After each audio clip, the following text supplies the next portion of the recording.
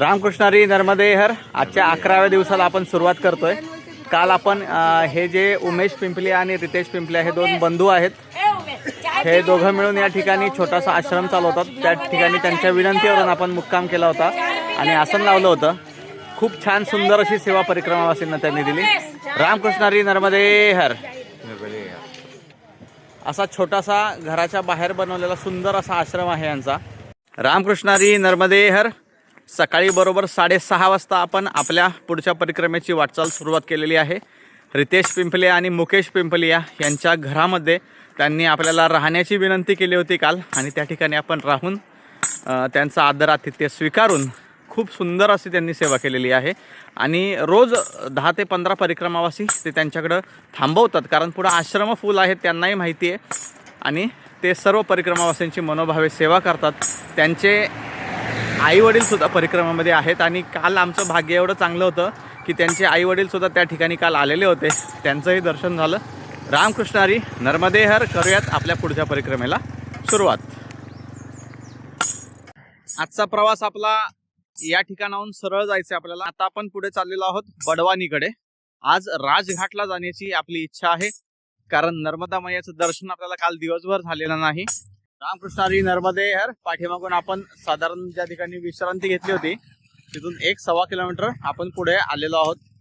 आणि काल आपण या आश्रमात येऊन या ठिकाणी थांबणार होतो. श्री हनुमान मंदिर समिती ग्राम बोरलाय, पण आपल्याला त्या गृहस्थांनी थांबण्याची विनंती केली म्हणून आपण त्या आश्रमात थांबलो. तर या ठिकाणी आश्रम आहे. तर या आश्रमामध्ये बघा, दशहरे से 1 मार्च तक अन्न क्षेत्र है, सदाव्रत 1 मार्च के पश्चात आश्रम में रात्रि विश्राम व भोजन प्रसादी की व्यवस्था. नर्मदे हर. तर आता आपण पुढे मार्गस्थ होत आहोत परिक्रमेसाठी. या आश्रमात आपण काल थांबणार होतो, पण मैयाने आपल्याला पाठीमागेच थांबवलं. रामकृष्णारी नर्मदे हर. रामकृष्णारी नर्मदे हर. या ठिकाणी ग्रामस्थ सर्व परिक्रमावासियांना बालभोग म्हणून बिस्किटचा पुडा वाटताना, अशी वाटेमध्ये सर्व ग्रामस्थ आपल्याला परिक्रमावासींची सेवा करताना दिसतात. नर्मदा यांच्यावरती सदैव कृपा दृष्टी ठेव. रामकृष्णारी नर्मदे हर. रामकृष्णारी नर्मदे हर. 1 मिनिटापूर्वी पाठीमागे बिस्किटचा पुडा बालभोग म्हणून भेटलेला आहे, आणि या ठिकाणी समोर बघा मैया सगळ्यांना चाय प्रसादी देऊन त्यांचं स्वागत करत आहेत. रामकृष्णारी नर्मदे हर. सकाळचे 7:15 वाजलेले आहेत. आपण साधारण 2.5 ते 3 किलोमीटर पुढे परिक्रमा मार्गावरती वाटचाल करून आलेलो आहोत. या ठिकाणी सूर्यदेव आलेले आहेत. रामकृष्णारी नर्मदे हर. ओम श्री सूर्याय नमः. ओम श्री सूर्याय नमः. ओम श्री सूर्याय नमः. सूर्यदेवाचंही दर्शन आपल्याला झालेलं आहे. रामकृष्णारी नर्मदे हर. नर्मदे हर. चालत चालत साधारण आपण दोनारापासून 4.5 ते 5 किलोमीटर आलेलो आहोत, आणि हे तलून नावाचं आपल्याला गाव लागलेलं आहे. बडवानीच्या अलीकडचं गाव आहे. बडवानी हा जिल्हा आहे. या जिल्ह्याच्या ठिकाणच्या अलीकडं हे तलून नावाचं गाव लागलेलं आहे. रामकृष्णारी नर्मदे हर. रामकृष्णारी नर्मदे हर. 7:30 वाजलेले आहेत. आपण साधारण 5 किलोमीटर चालून तलून या गावामध्ये पोहोचलेलो आहोत. या ठिकाणी हे पाठीमागे जे आपल्याला हॉटेल दिसतंय छोटंसं, त्या हॉटेलमध्ये चाय प्रसादी आणि बालभोगसाठी बोलवण्यात आलं होतं. त्या ठिकाणी बालभोग घेऊन आपण पुढे परिक्रमेमध्ये मार्गस्थ होत आहोत. रामकृष्णारी नर्मदे हर. रामकृष्णारी नर्मदे हर. या ठिकाणी तलून गाव आपण क्रॉस करून आल्यानंतर अन्नक्षेत्र म्हणून बोर्ड लागलेला आहे. हा टोल नाका आहे. या टोल नाक्याच्या शेजारी या ठिकाणी माँ नर्मदा परिक्रमा पथ आश्रयस्थल मध्य प्रदेश द्वारा असं लिहिलेलं आहे. म्हणजे या ठिकाणी जर आपण संध्याकाळी विश्रांतीच्या वेळेस किंवा दुपारी विश्रांतीच्या वेळेस आलो तर या ठिकाणी आपल्याला भोजन प्रसादी वगैरे मिळते. या ठिकाणी आपल्याला आमंत्रित केलेलं आहे. आपण आतमध्ये जाऊयात. रामकृष्णारी नर्मदे हर. अशा प्रकारचे आश्रम आहे. सुंदर असा आश्रम आहे. परिक्रमावासी या ठिकाणी निवास करू शकतात, आसन लावू शकतात. बालभोग, भोजन प्रसादी, चाय प्रसादी इत्यादी सर्व व्यवस्था या ठिकाणी केलेली आहे. असं हे मेन हायवेच्या शेजारीच आहे. रामकृष्ण हरी नर्मदे हर. रामकृष्ण हरी नर्मदे हर.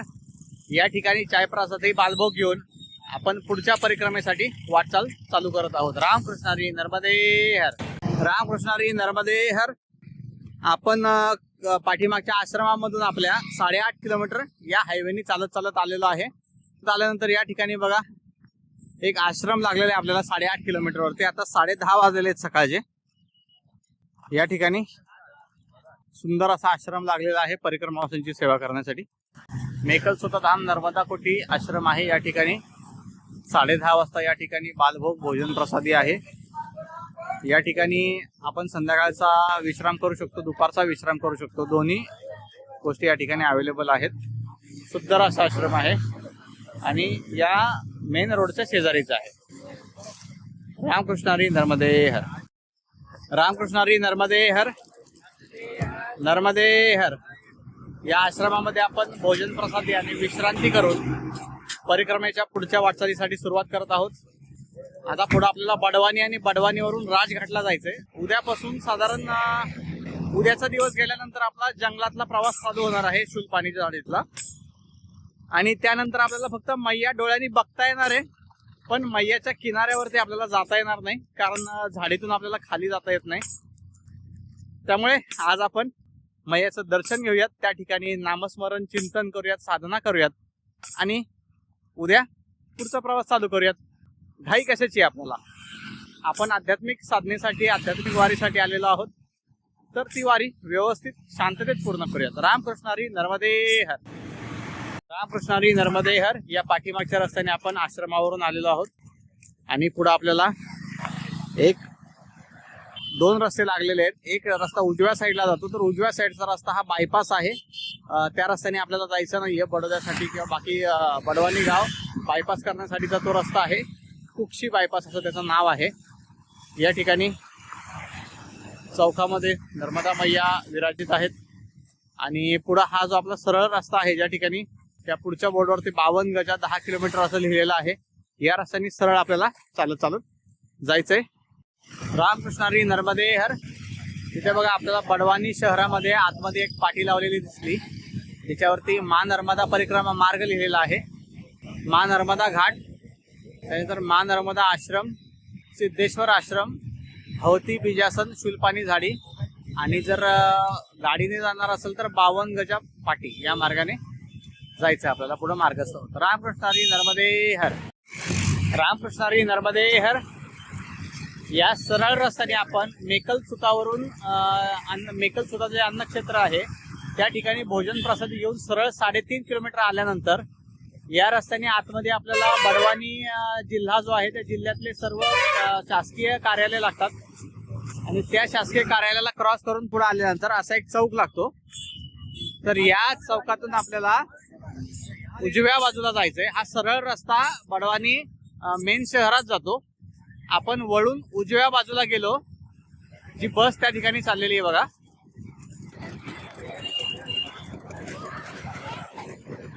त्या उजव्या बाजूला आपल्याला जायचंय. या ठिकाणी बोर्ड लावलेला आहे बघा, सिद्धेश्वर नर्मदा सेवा संस्थान बडवानी. त्यासाठी या रस्त्याने जायचं आपल्याला. आपण आलोय कुठून?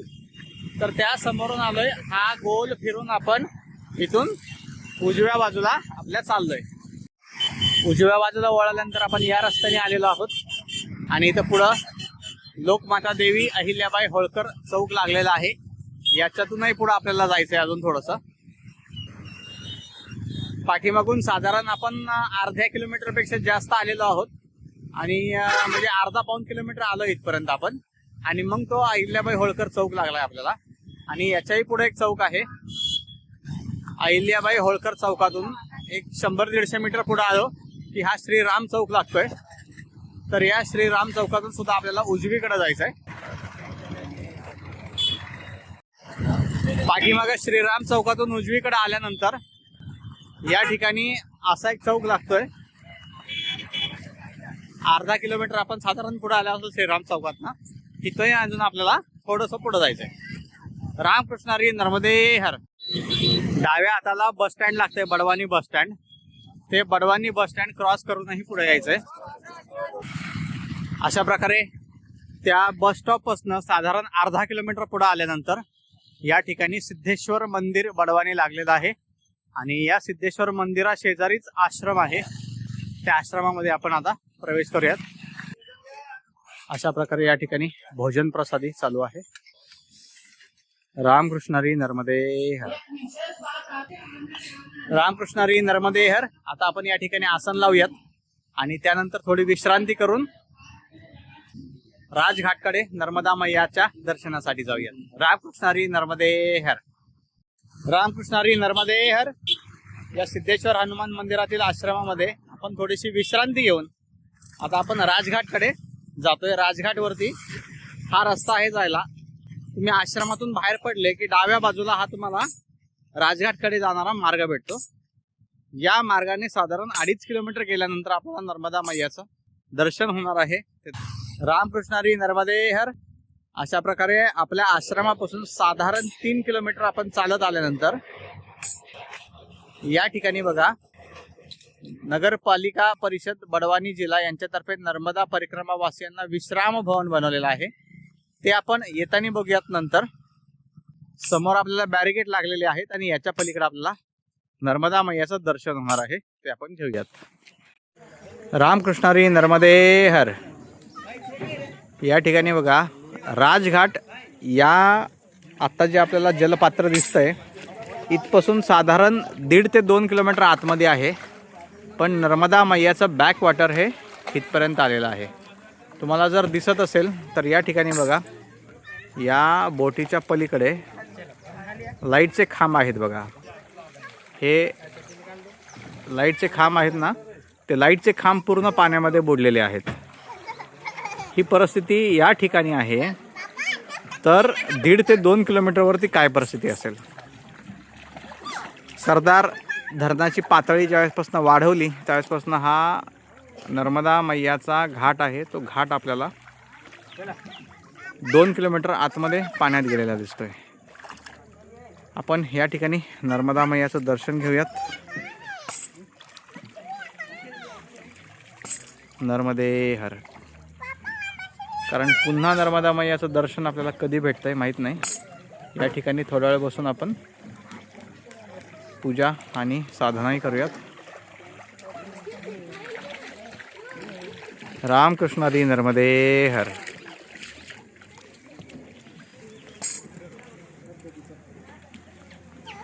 रामकृष्णारी नर्मदे हर।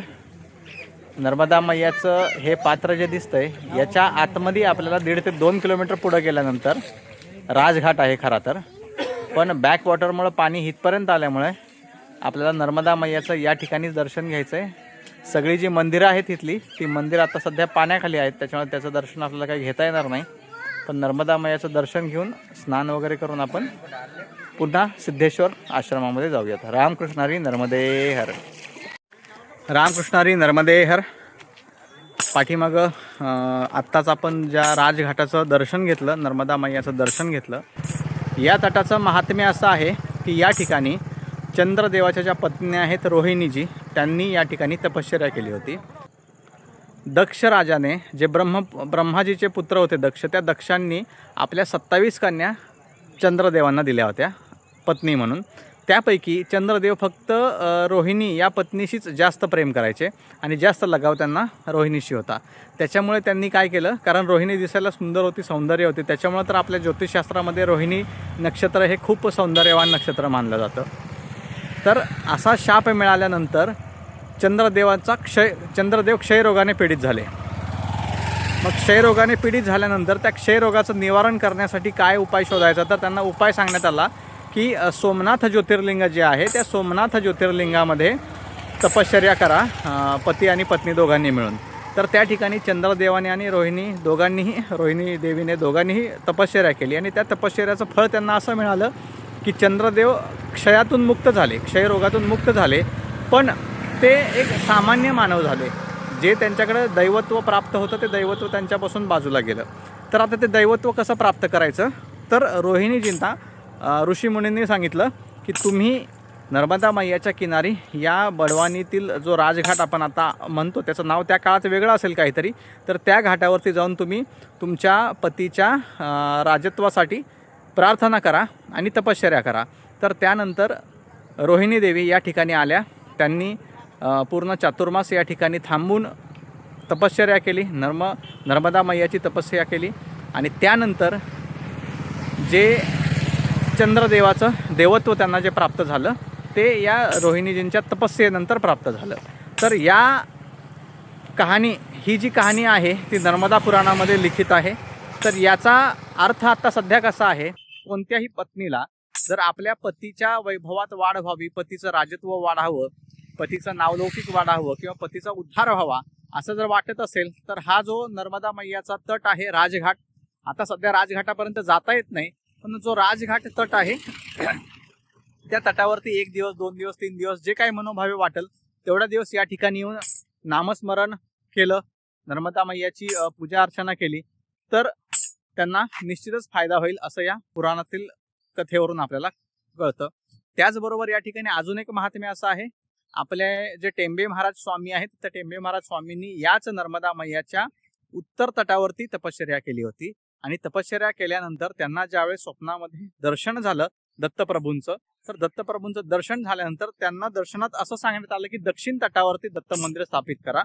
त्यानंतर टेंबे महाराज स्वामींनी दत्त मंदिर स्थापन केलं, ते या राजघाटच्या दक्षिण तटावरती स्थापित केलं. ते मंदिर आता सध्या पाण्याखाली आहे, कारण सरदार सरोवरचा पाण्याचा फुगवटा असल्यामुळे ते मंदिर पाण्याखाली गेलेलं आहे. पण त्या मंदिराचे हे महात्म्य अशा पद्धतीचं आहे. आणि त्यानंतर टेंबे महाराज स्वामींनी उत्तर तटावरती समाधी घेतली. अशा प्रकारचं महात्म्य या तटाबद्दल तुम्हाला सांगितलं. त्याचबरोबर अजून एक गोष्ट आहे, तर महात्मा गांधीजी आहेत, त्या महात्मा गांधीजींच्या हस्त्या सुद्धा या तटावरती वाहण्यात आल्या होत्या. तर या 3 घटना या तटाबद्दल सांगण्यात आलेल्या आहेत आणि त्या घटना या तटाला विशेष बनवतात. रामकृष्णारी नर्मदे हर. मगाशी जाताना आपण हे विश्राम भवन बघितलं होतं, जे इथल्या नगरपालिकेने बनवलेलं आहे. ते कसं आहे ते आपण आता या ठिकाणी येऊन बघूया. या विश्राम भवनाच्या बरोबर मध्यभागी नर्मदा मैयाची मूर्ती स्थित आहे.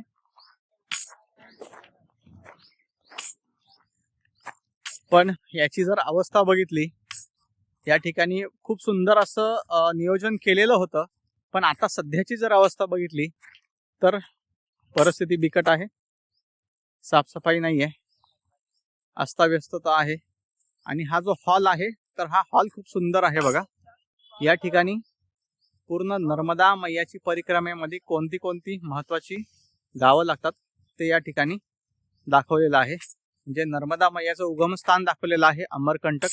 त्याच्यानंतर नर्मदा मैयाचा जर दक्षिण तट बघितला तर दिंडोरी, बिछिया, महाराजपूर, लखनादोन, जबलपूर, नरसिंहपूर, करेली, नर्मदापुरम, हंडिया आणि ओंकारेश्वर. त्याच्यानंतर आता सध्या आपण बडवानीत आहोत. बडवानीनंतर शहादा, राजपिपला, अंकलेश्वर, इंसोड, काटपोर आणि विमलेश्वर. त्याच्यानंतर शेवटी दिसते ते समुद्राला आपण वळसा घालून मिठी तलाई.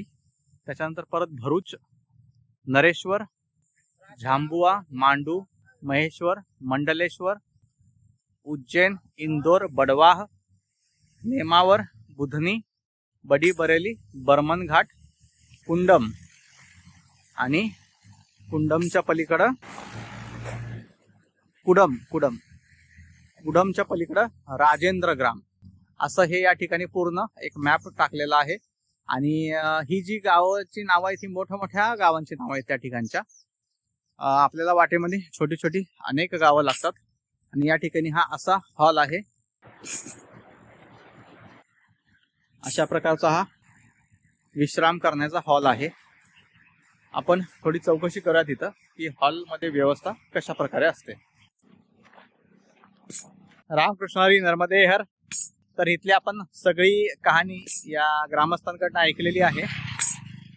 कसं झालं होतं, या ठिकाणी कुठले तरी महात्मे आले होते. त्या महात्म्यांनी सरकारमध्ये विनंती केली की या राजघाटावरती एक सरकारी विश्रामालय पाहिजे परिक्रमावासींसाठी. तर त्या ठिकाणी हे बांधकाम करण्यात आलेलं आहे. या ठिकाणी एक रखवालदार असतो आणि हॉल, पाणी आणि टॉयलेट बाथरूम याची सोय आहे आतमध्ये. आणि जे कोणी येथील परिक्रमावासी त्यांनी या ठिकाणी स्वतःच्या हाताने बनवून ते खाऊ शकतात.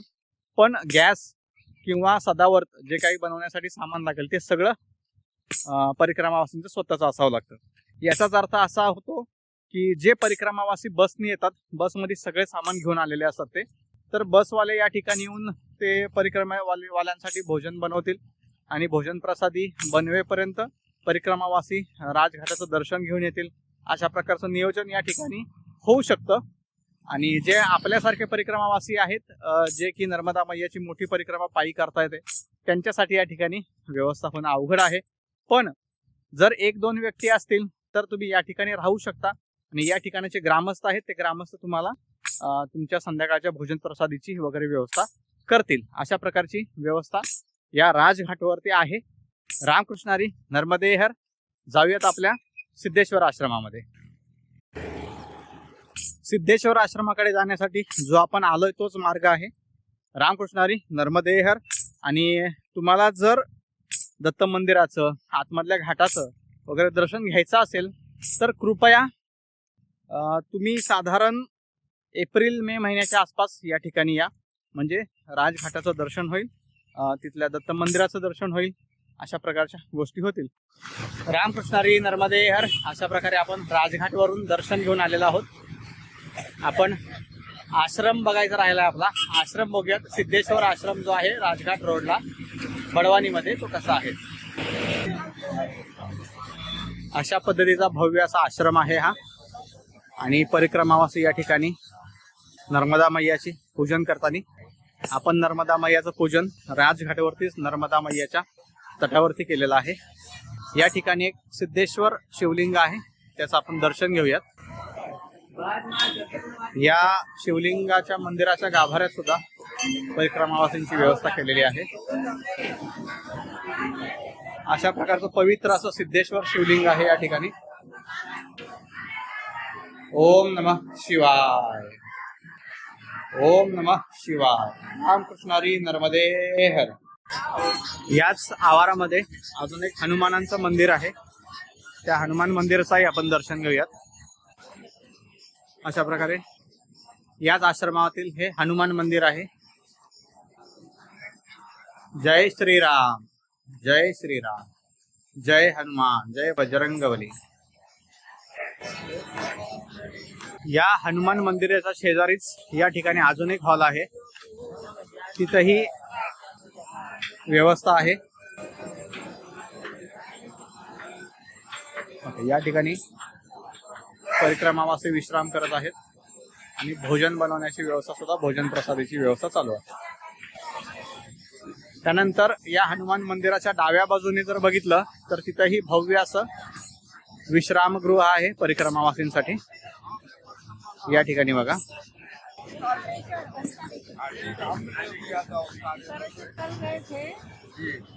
या ठिकाणी सुद्धा भव्य अशी जागा आहे. इथून खाली उतरलो तर अजून एक हॉल आहे.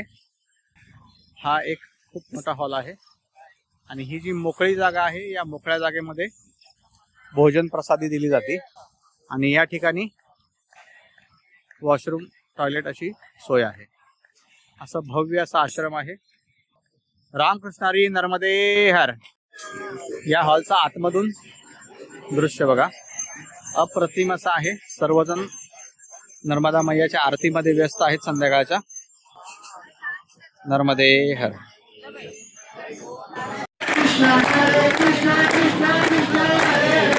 हरे कृष्णा कृष्णा कृष्णा हरे हरे.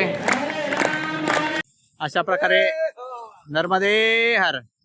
अशा प्रकारे आजच्या 11व्या दिवसाचा पडाव आपण सिद्धेश्वर आश्रमामध्ये थांबतोय आणि परत भेटूयात उद्या पुढच्या पडावामध्ये. रामकृष्ण हरी, नर्मदे हर.